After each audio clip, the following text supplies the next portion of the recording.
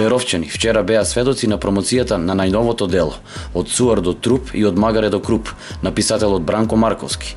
Станува збор за третото дело од трилогијата за Малешевијата, која стои зад писателот Марковски, каде главната тема се вистинските приказни за духот на градот и Беровчани, уште од времето на реалната борба и екзистенцијата на Малешевци, преку собирање на дрво и неговата обработка во тоа време и споредба со модерното денешно време на обработката на дрвото. Во преполната сала, во бизнис инкубаторот, со малешевска музика, Беровчани се подсетија на случките од периодот на нивниот живот, спакувани токму во оваа дело, кое има за цел да ги заштити од заборав и да послужи како пример и да остави белег на идните генерации.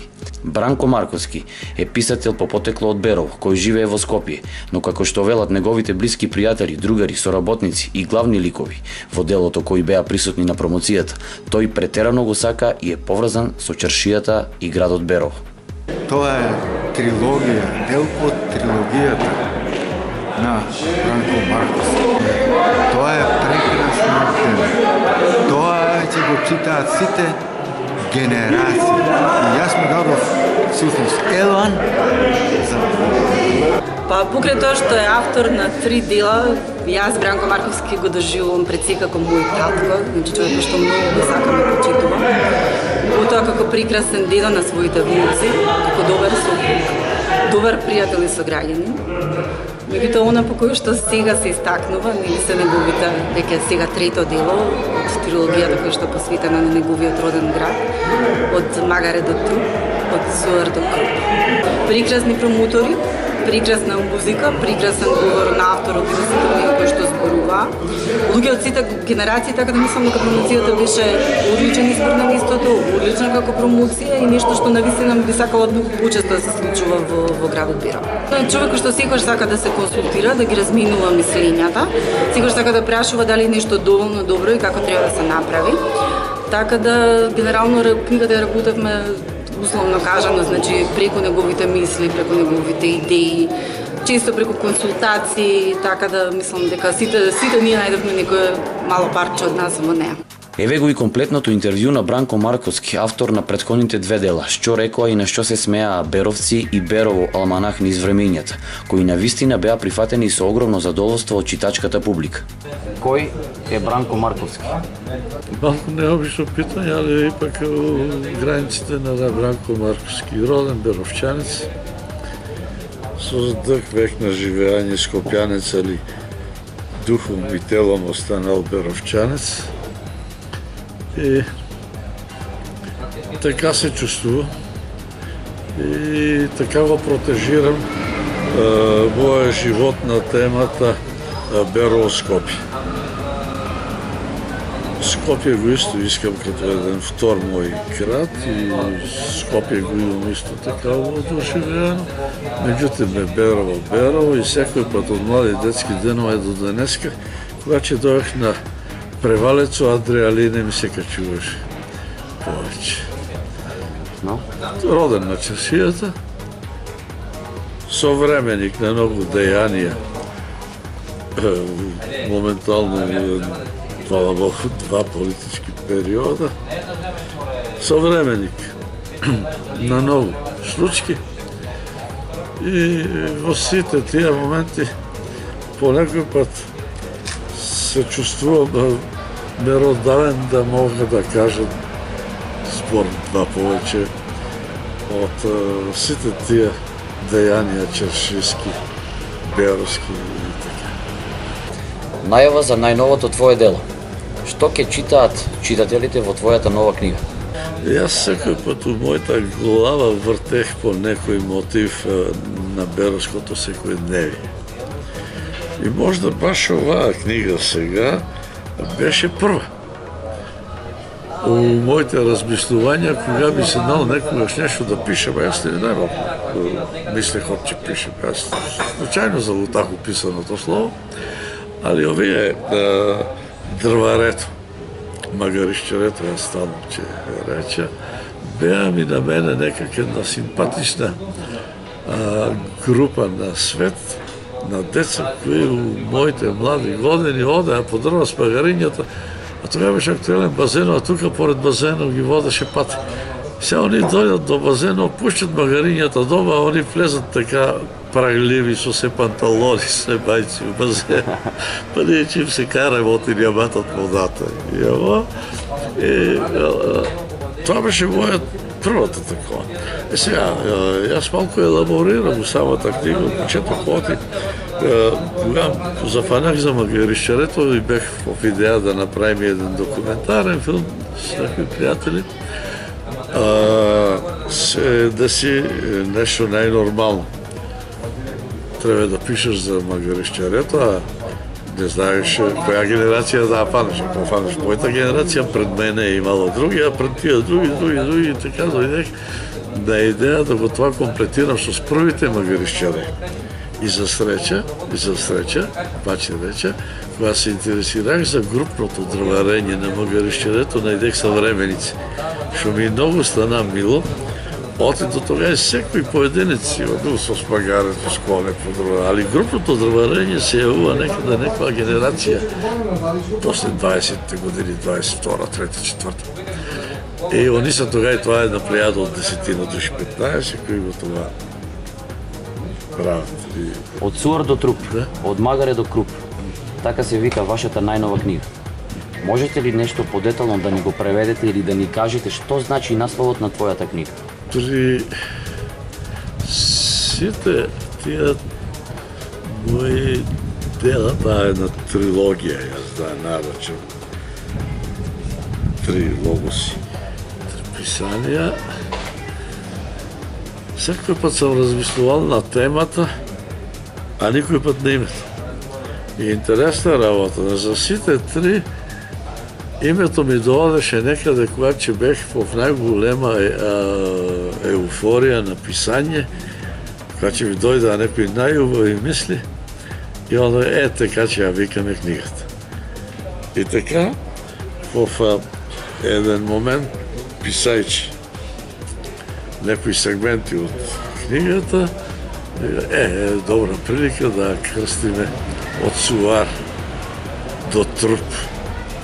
После, работејќи па, тука може да се додаде и од магаре до круп.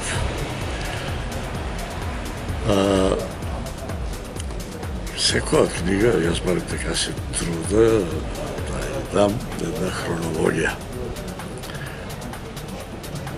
Кога се поврнах од генерациите што се современици на мене, постарите, со зачетокот на магаришчарењето,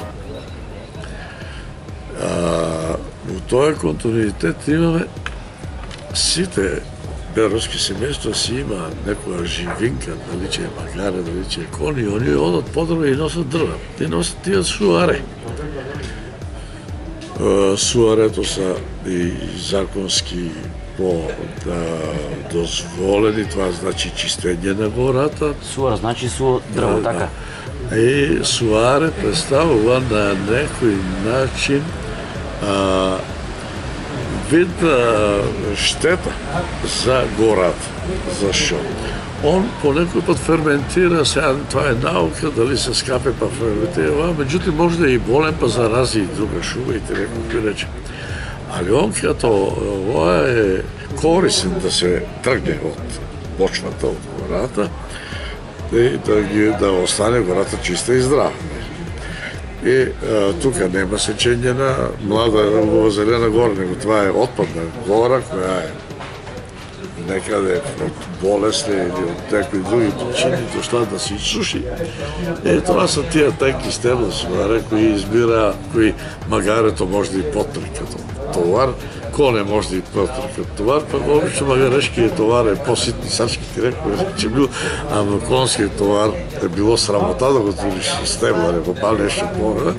Во секој случај, суарето се многу интересни, като појам, например, често пати кога че сретнеше некој мештанин, некој човек кој е набрал убави суаре, тоа значи дебели, суи стебла, еј, какви убави суаре е набрал, или он ќе се пофали, или овие ќе го пофалат мештаните и ова. Така да, суарето като категорија на дрва се многу интересни. Некои ги користат да подгонат фурните за печење леп потенките. Некои ги користат ушпорето за добар огрев и така. Тешко ли беше да го спакувате сите овие приказни и да го соберете материјалот во една целина на обичниот беровчанец? Тешко се това да се консолидира во една таква ситуација, меѓутоа, ајде да покушаме. Многу интересно питање. Например, судариш се со свет кои со задоволство ги пренесат нивните искуства. И со таков мерак го тоа се интерпретира да представува мерак и за соговорникот и за слушател. Тој што кажува и тоа што пита.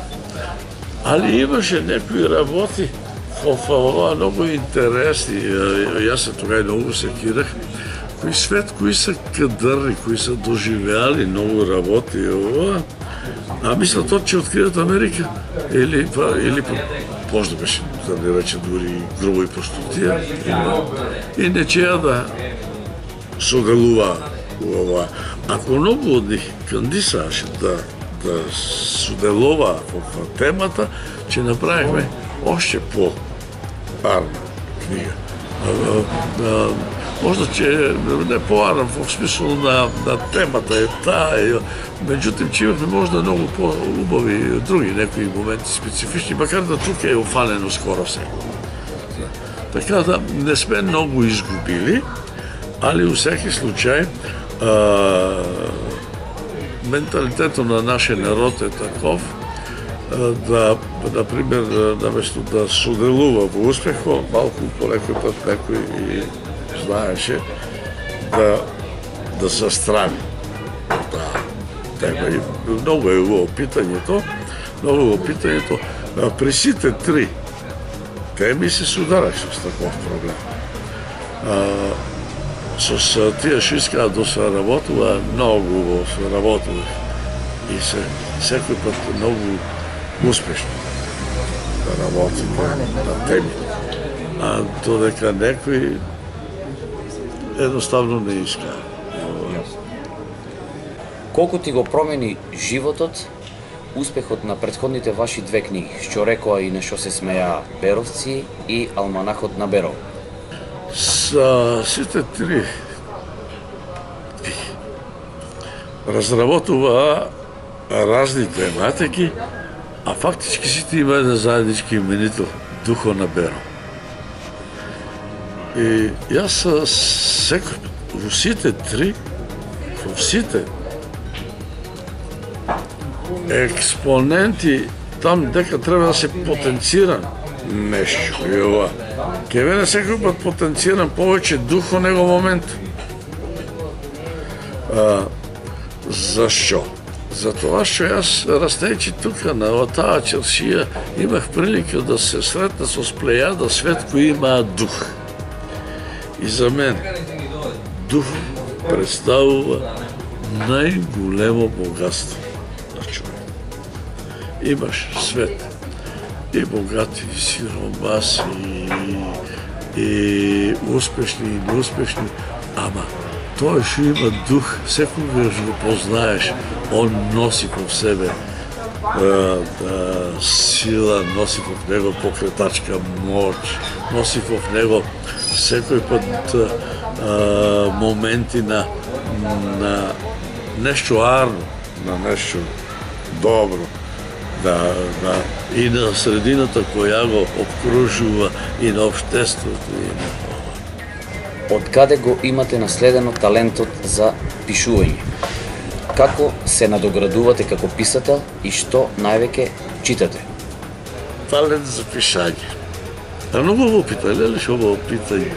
Јас често пати и самија се во дилема. Например, јас сум дете кое нема прочитано ни една школска лектира. А имам прочитано 1 милион и 100 роман. Руската класика читах на 35 години. И би се смеја, јас читах руска класика. А читах политикен забавник, се додека моите шчерки не направија 8 оделение и у 8 оделение јас покушах да им го пренесам љубовта да читам политикен забавник и не го прифана и ми е многу криво. Така да јас сега кога се селех таму од еден стан од друг, фрлих еден тон политики забавници, еден тон ауто, ка се викаше Магазин. Фрлих Луновци и ова, X100 романи и ова еден трактор. У задно време, можда телевизијата допринеси и ова, малку читам, а многу гледам научни емисии. Сега да се върна малку околу читањето. Вие сега имате интернет. Јас многу читах нови. Читах се, многу учи руслански. Сега вие имате интернет, а јас читах интернет преди 30 години. Сега вие чекай бе, отек интернет преди 30 години. Да, јас читах интернет преди 30 години. Имаше едно списание, се викаше Избор. Беше тробоец. Розова, жъта, дали беше бела и ова, третата боја. Това избор беше, дали беше на Нолит, на некој издавачка кашта. И он имаше во пасуси издвоени сите светски издавачки кучи, списанија, политички магазини, што може да се збере во него. Селектирани и понудени на читател. Вие денеска може да отворите јазик, Избор. И тогава Избор у Скопје доводеа можда 10. И се тепахме за них кој ќе ги земе. И пред Пелисте имаше една трафика, туа бе трафика, али една трафика, имаше една галичанка, ситничка, маленка, женичка, продаваше. И јас се съм молил на колена неја да ми чува Избор.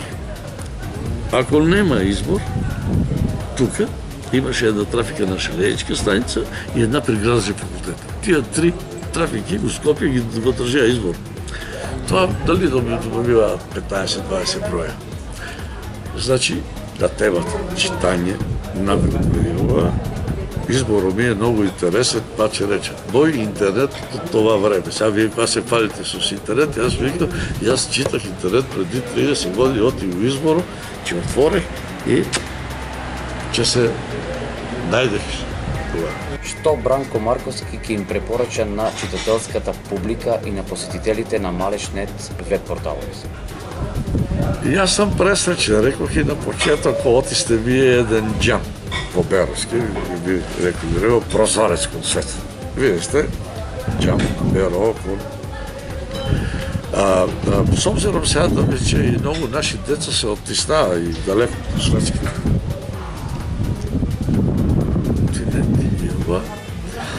Јас ви пожелувам да бидете успешни, се по-успешни, да ги поврзете Берово со тия деца и со тия свет. Дали има лоша книга или нема? Јас тврда оти има, можда.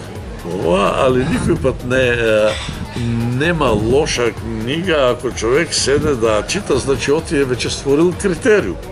Значи, лоша книга нема, има убава, има и побава. Секој пат зависи која тема го голица читател. Некоја книга, некој читател го заголица повеќе. Па се најде и себе, некој рече. Значи, моја препорака е многу е убаво питање тоа, јас онаден у библиотеката Беровска, јас сам од дете у таа библиотека Беровска, она мени неколку пати локациите, а јас ги знам првите библиотекари Беровски до денеска. И питам, имате ли читачка публика? Вика, да. Добро, ајде да питам, колку имаш пензионери? 3. Онак, јас викам, не сам задоволен, да има тројца. членове на библиотеката пензионери, треба да има 30. Или 300. Или 300. Или 300, па сега 300. 300 е много, с обзиром на ова, али ќе рече, има добар фонд на книги. Значи, сега са и вероятно политика, има добар фонд на книги, ева, моите внуци, аз ги явя сега, моите внуци тук един месец, вече има прочитано по 3 книги. Ева, на читачката публика секој пат пожелувам да чита. Писаниот збор не може да го замени екрани. Като фотографијата што остана вечна. Вечна. Нема стара фотографија. Фотографијата секој има своја тежина. Мислат така и писаниот збор ќе остане вечен.